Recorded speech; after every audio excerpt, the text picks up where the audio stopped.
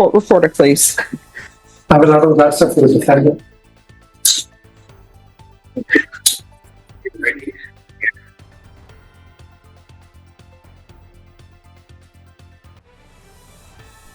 All right, court is calling 2024 CR 0452, State of Texas versus Tricia Harrison. Can I have parties announced for the record for the state? Andrew Harrison. Defense. Abelardo Garza. Are you Miss Harrison? Yes. Here we go. State of Texas versus Tricia Harrison. This is where courtroom drama meets real-life consequences. Stick around, because this case takes a twist you won't want to miss. Counsel, have you received all of the discovery? Did you review it with your client? I believe so, Your Honor. Court will find that the state is in compliance with discovery. Ms. Harrison, did you review this? Did you understand you're charged with possession of a controlled substance, penalty group 1, less than 1 gram? Notice how the judge carefully lays out the potential punishment. This isn't just formality. It makes sure the defendant can't later claim, "I didn't know what I was facing." Classic legal safeguard. That's a state jail felony. Range of punishment is anywhere from 180 days up to 2 years in the state jail facility and up to a $10,000 fine. Did you understand? Yes, ma'am. If you have a plea bargain agreement with the state, the court does not have to follow your plea. If for any reason the court does not follow your plea and gives you more than you bargained for, the fact that you entered a plea will not be used against you, and you will be allowed to withdraw your plea. It's Exhibits 1 and attachments. The court will find there's sufficient evidence to find you guilty, and the court will find you guilty. Are you proceeding with sentencing? Yes, Your Honor, we'd ask to waive PSI. Anything you wish to say on behalf of your client? Well, Your Honor, she understands what she did. She's taking full responsibility. We're asking the court to follow you. What happened to your arm? I was on drugs, and you know what I'm saying, I had maggots in my arms. I was in the hospital. I passed away, and I had surgery. Okay. It's not. And how old are you? I'm 33. Do you have any children? Mm-hmm. All right. Who is your support system? Do you have family here? Yes. What family do you have here? I have my mom. Do you have any brothers or sisters? Yes, ma'am. I got a brother. How many? I have one. One Yes, ma'am. brother? And where is he? Wow, that's heartbreaking. Abandonment at 17, addiction, and now a felony charge. Do you think trauma like this makes the justice system lean more toward punishment or rehabilitation? Let me know your take in the comments. It's from his family. He's married and everything. Okay. So why did you start using? Do you know? Yes, my mom left me under the bridge when I was younger, and I grew up in the streets, basically. Okay. And how old were you when your mom left you? 17. Okay. So the person who was with you by the name of Stephen Rivera, do you know him or no? You're going to have to say yes or no. No. Okay. A heroin overdose. Tyler, I think, was on heroin. Which one? And it was about the 80s bands and how much drugs they were using. Which one? I remember watching these documentaries. I think they may still do them. They used to do them on, I think, VH1. And it was about the 80s bands and how much drugs they were using. Polygraphs And removed. the band member, who is the lead singer from Aerosmith, Steven Tyler? Steven Tyler, yeah. Steven Tyler was on, and Steven Tyler, I think, was on heroin. He kicked the habit, Hey guys, right? welcome back But he today. said he was watching a program, and in that program, somebody had died from a heroin overdose.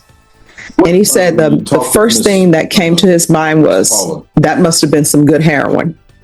Welcome And to he said that drugs tend to mess with your mind like that. You know, it releases endorphins or something that it does that makes you feel great, right? To get away from your problems. And then there were other band members. They call them the 80s hair band. And I don't even know why they were doing this. They said they were shooting up alcohol. Can you imagine taking like Jack Daniels and shooting up Jack Daniels? They said they were just doing everything, and they're lucky that any of them survived. So I know that heroin is hard to quit. I know that having a near-death experience the way you had it, you're probably like, that's it for me. I'm never going to do it again. But it's easy for that to be it for you and never do it again if you're in lockdown. This is huge. Instead of sending her straight to jail, the judge puts her on probation. It's basically, we'll give you a chance, but mess up, and you're serving real time. High stakes, second chance justice. Because once you're released, you end up going back around the same people, places, and things. I don't know if your mom has changed or not, but you're telling me your mom left you underneath a bridge at 17. And now you're telling me your support system is your aunt and your mom. Yeah. Maybe she's changed. Yeah. So this is what I'm going to do. Court is finding you guilty. The court will sentence you to 2 years in the state jail facility, suspended and probated for 4 years. Counsel, if she completes everything successfully, of course, I consider terminating her early. There's $1,000 fine, probated. She is to remain in custody for the following evaluations. TAP evaluation, Esperanza Court,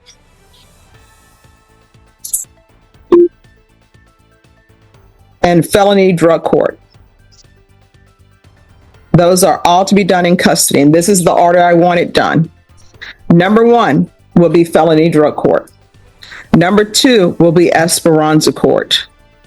And of course, the TAP evaluation, if need be, it can run concurrent with that.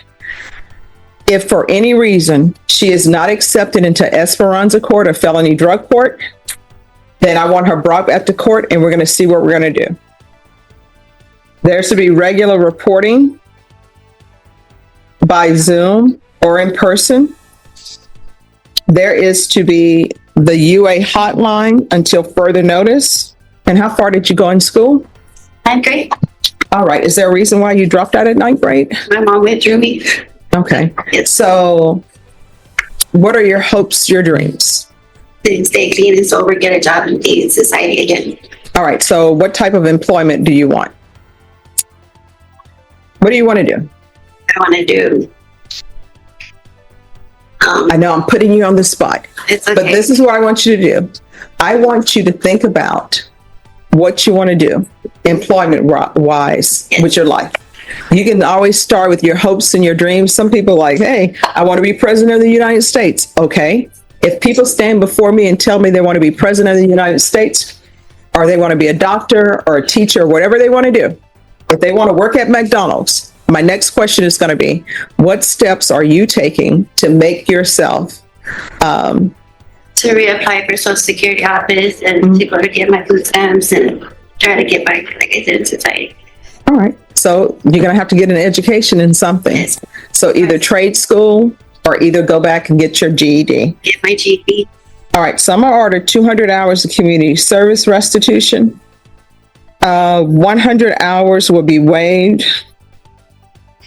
if she obtains her GED or if she's in some sort of trade school. We'll do a mental health evaluation, and that can be in custody. Yes. Proof of employment within 45 days. There's to be no employment as a home health care provider or with minors, and that's within 45 days of release. Field visits 1 time per month for 6 months, and that's upon release from custody.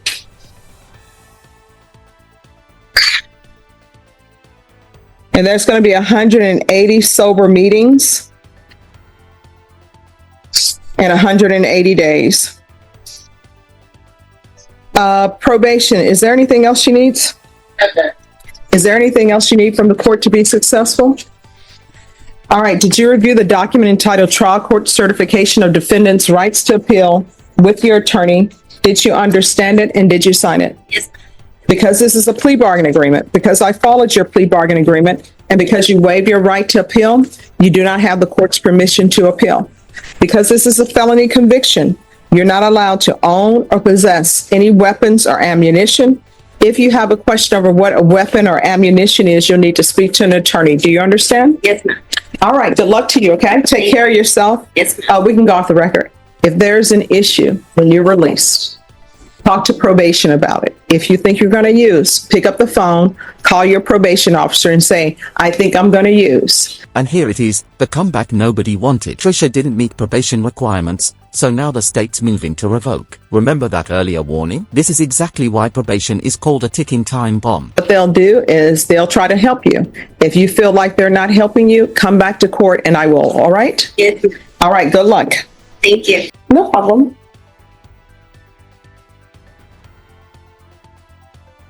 Are you all proceeding on the motion to revoke? We are, Your Honor. Can I have a file stamp for a motion to revoke, please? Thank you. There you are. Court is calling 2024 CR 0452, State versus Trisha Harrison. Can I have the parties announced? Megan Galloway for the state. Brandon Lopez from Miss Harrison. And are you Ms. Harrison? Yes, ma'am.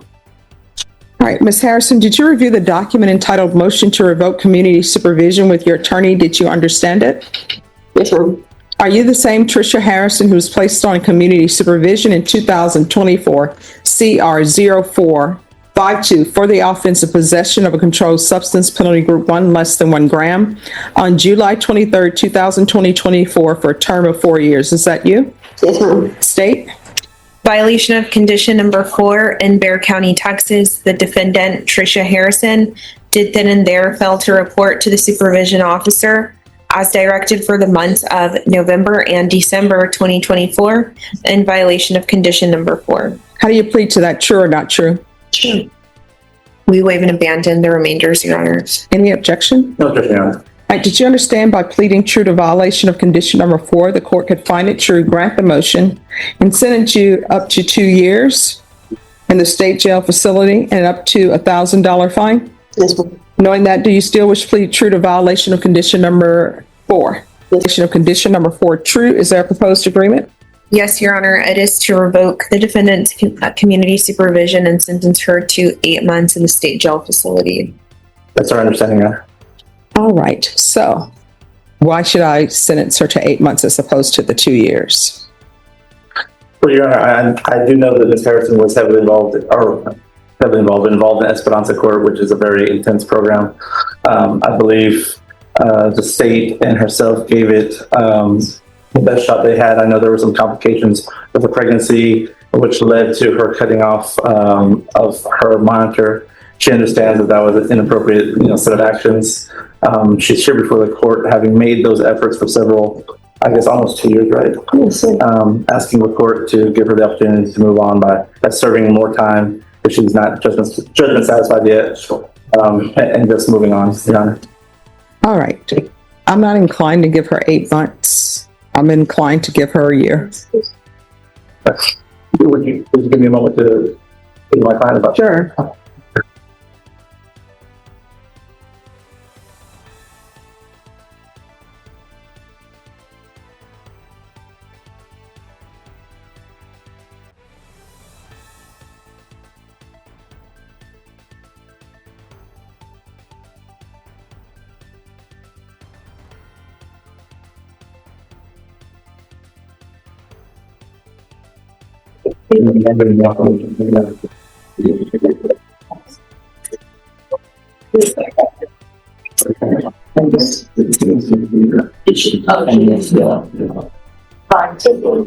Ouch. The state asked for 8 months, but the judge went with a full year. That's the thing about sentencing, it's not always what lawyers negotiate. Ultimately, the gavel decides. Your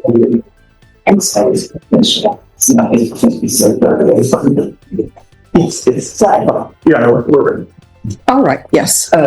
She'll take the 12 months, Your Honor. All right. Are you waiving your right to appeal?